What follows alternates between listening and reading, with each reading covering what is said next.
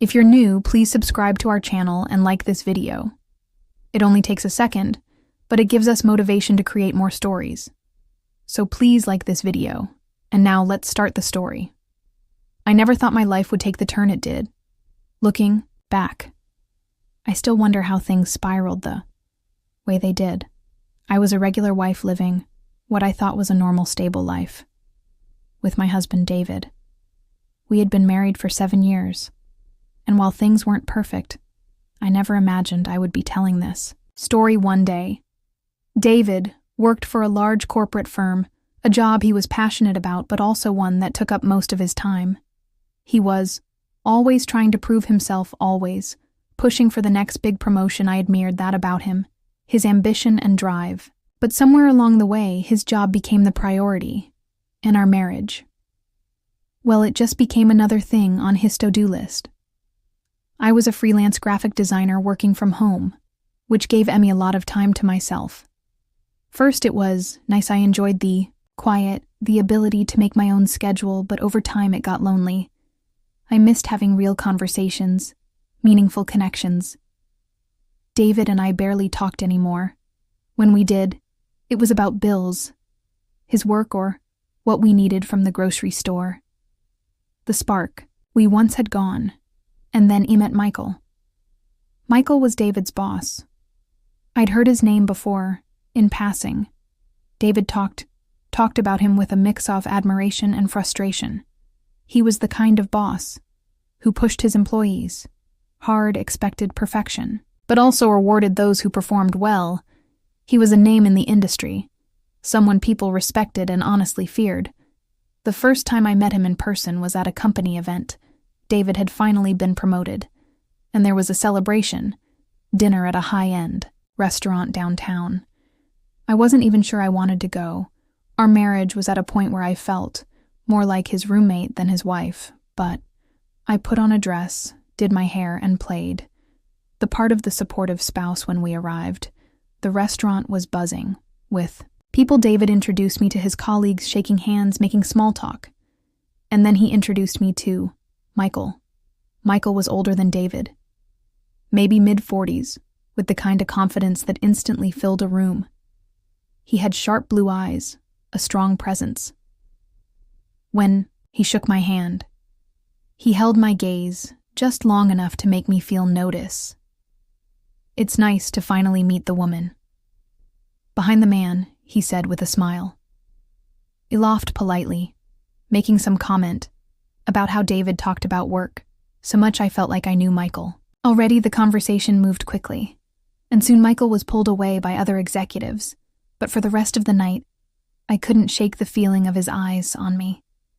After that night, I didn't think much about Michael, not at first, but then a few too. Weeks later, David asked me to join him for another company dinner.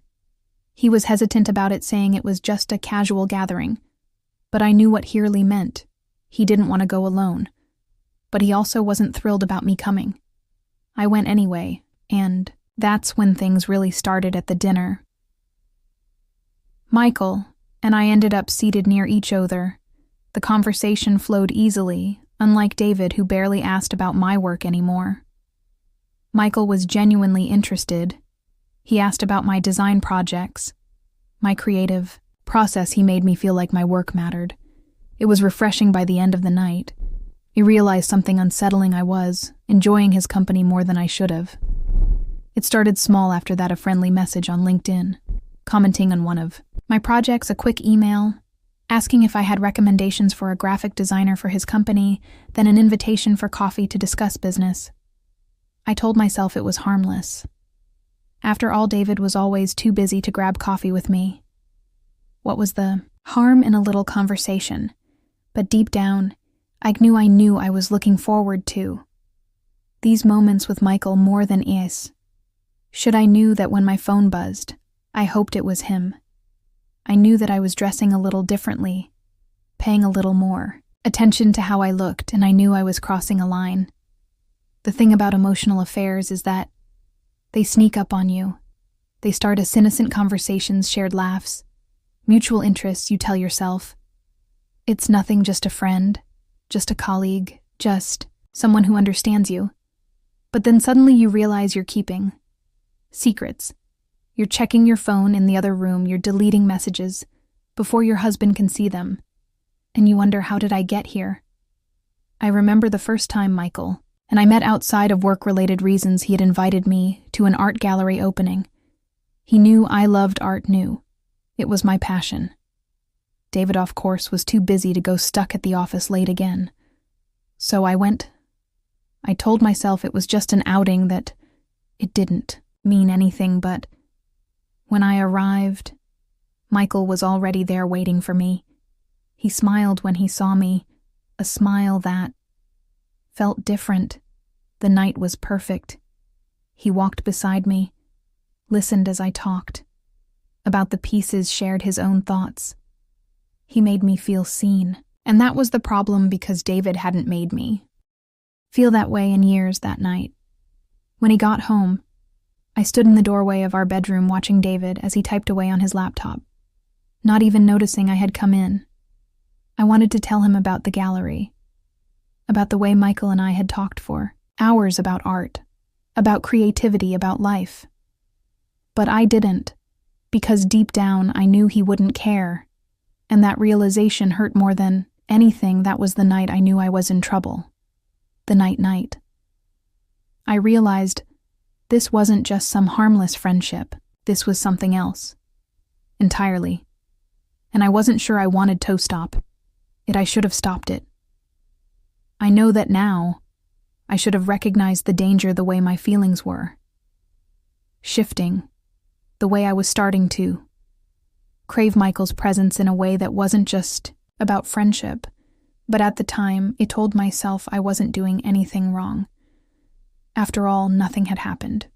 Not really. That's what I kept telling myself. But the thing about emotion is that they don't care about logic. They don't care about lines or boundaries. They creep and quietly settle into the spaces where something is missing, and before you know it, they take over. I started seeing Michael more often. At first, it was always under some excuse. Work-related, a casual coffee and art event. He knew I'd enjoy. And every time I told myself this wasn't an affair, it was just someone who understood me, someone who listened, someone who someone who wasn't David, was slipping further away from me, and I didn't even think he noticed. Our conversations were becoming shorter, less meaningful. He was consumed by work, always on his phone, always talking about the next project, the next deal. One night, I really tried. I had made dinner. Something I knew he liked. I set the table, put away my phone, and decided that tonight we would talk. We would connect. But when he came home, he barely looked up from his phone. He muttered, a distracted hey, before sitting down, scrolling through emails as he ate. He tried to start a conversation, asked about his day, tried to talk about something we could do together over the weekend. His answers were short, dismissive. And then in the middle of dinner, his phone rang. Sorry, I have to take this, he said, already getting up, and just like that, he was gone. I sat there staring at the empty chair across from my food, untouched. That was the moment. Something inside me shifted. I picked up my phone. I opened my messages and I texted Michael. It was just a simple message. Nothing inappropriate, just a comment about an art exhibit I had seen online, something I knew he would appreciate. Within seconds, he replied. And suddenly, I wasn't alone anymore. That night, I stayed up late texting Michael. The conversation flowed so easily, like it always did. We talked about art life, our dreams, our frustrations. He asked about my work, my goals, and before I knew it, I was telling him things I hadn't even admitted to myself that I felt invisible, that I felt like I was just existing, not living, that I wasn't sure when my marriage had started feeling like a duty instead of a partnership. And he listened. He didn't judge. He just understood. The next day, he invited me to lunch. I hesitated. I knew what this was turning into. But I went anyway. We met at a small restaurant downtown. One of those quiet places, with dim lighting and soft music felt intimate even though we were just talking. Michael was easy to be around. He made me laugh, made me feel interesting, like what I had to say mattered, and the way he looked at me, it was different. It wasn't like how David looked at me, distracted and distant. It was full of interest, of attention. When lunch was over, he walked me to my car, and then he did something that sent my heart racing. He reached out and tucked a loose strand of hair behind my ear. It was such a small gesture, so subtle, but it felt like everything I should have pulled away. I should have said something, but I didn't. Instead, I looked up at him, breath catching in my throat, and for the first time I realized this wasn't just a friendship. This was something else, something dangerous, something I wasn't sure I wanted to stop. That night I couldn't sleep. I kept thinking about that moment, about the way his fingers had brushed against my skin, the way my heart had pounded in my chest. I felt guilty. I did. But I also felt alive, and that scared me more than anything. The next few weeks were a blur. We kept seeing each other, kept finding excuses to talk, to meet. It was always innocent. At least, that's what I kept telling myself. Lunches, coffee, long conversations about life and dreams and regrets. But deep down, I knew what was happening. One evening, Michael called. "Me, are you free?" he asked. I hesitated. David's home. There was a silence on the other end, then a quiet sigh. "I just wanted to see you," he said. And something inside me cracked, because I wanted to see him too. I knew I was playing with fire. I knew I was risking everything. But I couldn't stop the night. Everything fell apart. I knew I had gone too far. For weeks I had been living in two different worlds. In one, I was David's wife, the woman. He barely noticed, the woman who smiled at dinner parties and pretended everything was fine. In the other, I was someone else entirely. Someone who felt seen, who felt important, who felt wanted. Michael and I had never crossed a physical line, but emotionally we had gone past the point of no return.